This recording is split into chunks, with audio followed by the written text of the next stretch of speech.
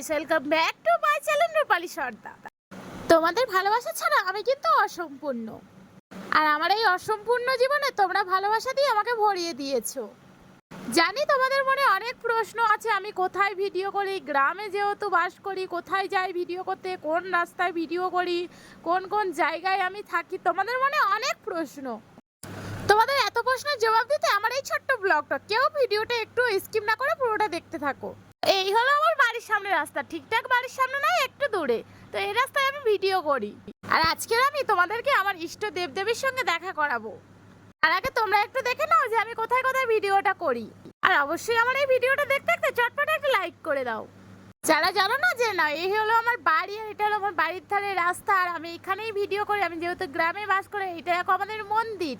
আমার বাড়ি আসতে চাও, বলবে যে আমরা কুমিরবাড়ি যাবো, কুমিরবাড়ি প্রসাদ মণ্ডলের বাড়ির কাছে যে মন্দির আছে। আর যদিও না চিনতে পারো, এই মন্দিরটা থেকে তোমরা অবশ্যই চিনতে পারবে। মন্দিরের সামনে একদম রাস্তা, রাস্তার এপারেই আমার বাড়ি। তোমরা যদি নেমে যদি জিজ্ঞাসা করো যে টিয়ার বাড়ি কোনটা, তোমাদেরকে বলে দেবে।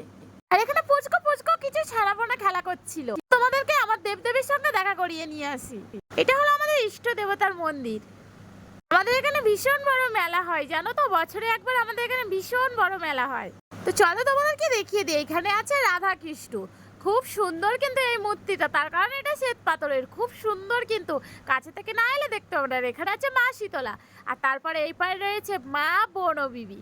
মোটমাট তিনটে ঠাকুর আমাদের এখানে রয়েছে।